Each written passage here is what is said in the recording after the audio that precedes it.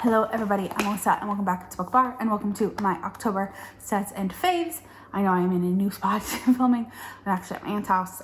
Usually I film this right after I film my October wrap up, but some stuff happened and I couldn't do that. So you're getting at me from a completely different spot and the lighting's terrible, but it's fine. In the month of October, I read a total of 36 books and I had 2 DNFs. So 38 books picked up. One of them is like a hard DNF, probably won't ever return. The other one, more of a soft, like just not really into it. Could be convinced to go back. I read a total of 10,236 pages. So although I read a lot of books, a lot were very short. I read a ton of novellas this month with an average page length of 277 pages. I read 9 5 stars, 4.5, 7 4.5 stars, 8 4 stars, 10 3.5 stars, 2 3 stars, and as I mentioned previously, 2 DNFs, so 2 that didn't get rated, for an average rating of 4.15 stars. I read 20 new releases, 9 backlist titles, 7 that were written last year, so in the year 2022. Yeah, 2022. I read 2 physical books, listened to 18 audiobooks, read 1 where I read and listened, and 15 ebooks. So I was very much on the ebook train this month. I read / listened to 3 arcs. I had 1 reread. Only 2 books made me cry this month, and 17 new to me authors. I read this month. I had 5 contemporaries, 9 fantasy / paranormal romances.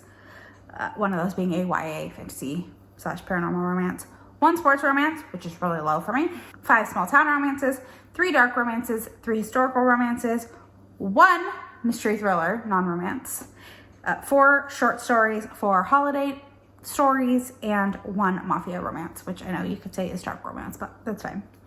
And now for the fun stuff. That went really, really fast. But now for the fun stuff. My top 5 faves. We're gonna go, I actually do have some honorable mentions this month because I just felt like I had to put them. Bloody Fairy by B. Love is my first honorable mention because I really enjoyed this novella, but I need to figure out a better ranking system for like novellas because I can't put it at the same level as like a full book, but it was fantastic. It's probably my favorite novella I've ever read. It was Sina and Diesel, and Sina is a fairy and Diesel is a vampire, and the cover is just absolutely stunning, and you know, things happened between the 2 of them, and it was a great time. I think that the world that B. Love built could be expanded on. I'm hoping that it gets expanded on, so had a great time with it. Yes. Then 2 books that I just have not stopped thinking about since I read them that didn't get 5 stars, but like I think about them more than I think about some of my 5 stars. So it's Morbidly Yours by Ivy Fairbanks. I just absolutely loved this. It's quirky, it's fun, it's adorable.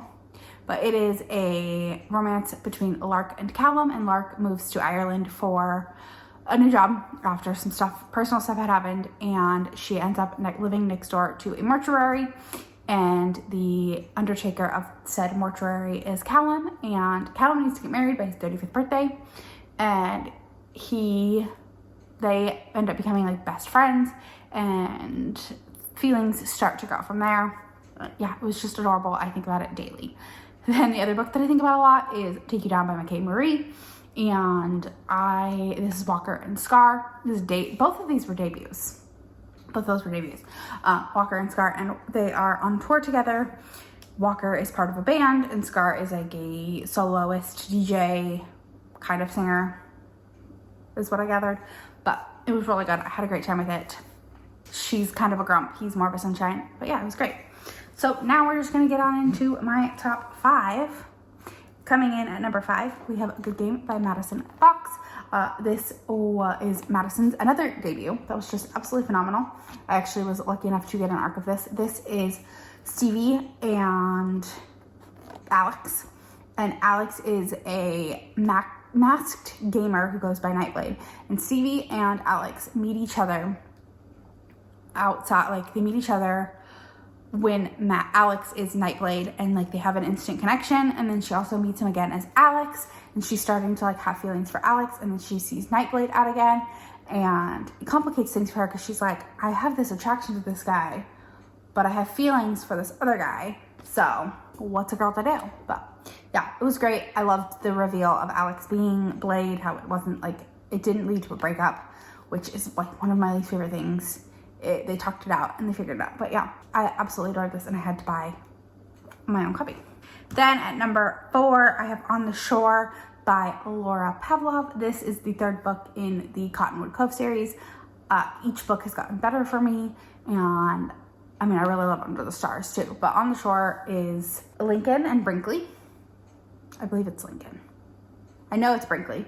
And yeah, I think it's Lincoln. And he's a hotshot football player who gets her fired because he has her kicked out of a press conference, and she ends up losing her job from that. And she goes back home to Cottonwood Cove, where he ends up going to kind of have some time away to like figure out his next step. And yeah, things go from there. And it was just absolutely amazing.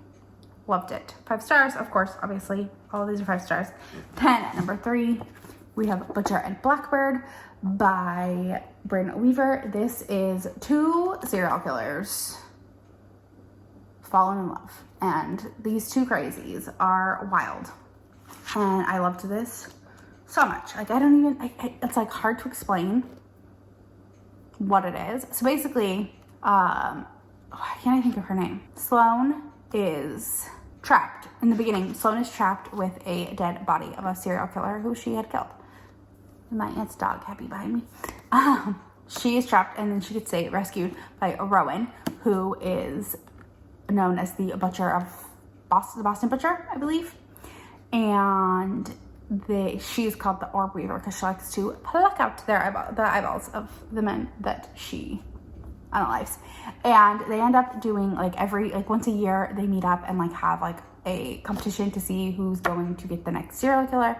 There is a ton of hilarious things that happen, and it's just, I loved it. I loved it so much. The audiobook, Joe Arden, chef's kiss amazing. So yeah, I loved this one, obviously. Then tied for number 1, because it's hard to put, as a romance reader, it's hard to put one of these above the other one, but so they're tied. So first, number 1 that I'm going to say is Midnight is the Darkest Hour by Ashley Winstead. This is a thriller that I just was sucked into from the beginning, and the tagline of Where the Crawdads Sing meets Twilight meets Thelma and Louise just is absolutely perfect, and I am obsessed with it. And yeah, I need to go get my own copy of it, but I loved it so much. And of course it was 5 stars, but I couldn't say it's like number one, because obviously as a romance reader, I want to put romances at number 1. So it's tied with Shadow's View by Cowles, which is the 4th book in Lost and Found series. This is Roan and Aspen, and Roan is like the brother who's kind of like a loner. He's distanced himself from his family after some stuff that had happened, and he doesn't want to tell his family the truth about some stuff that happened because of the events from Whispers of You, the prologue, and the Whispers of You. He's blamed for some of that. And even though the family knows that it's not him, and Brynn knows that it wasn't him, some stuff happened to him, and he kind of like isolates himself and really like pushes himself away from his family, and he's just very quiet, and he's kind of in the periphery. He's at all the family dinners and everything, but like he's like always just kind of like by himself. And then he meets Aspen, who is a single mother, who we kind of know from previous books that we know that there's something about her that is a little suspicious. We don't know what happened. We learned that pretty early on what happened, but it was so good. I loved this so much. But yeah, that is it. Those are my stats and my top 5 favorites with some honorable mentions thrown in there. And if you made it to the end of this video, leave me a dog emoji for Sir Happy right there, who's like, what the hell are you doing, lady? But yeah, don't forget to like, comment, subscribe, all that fun stuff. It really helps me out, and I'll talk to you all in the next one. Bye.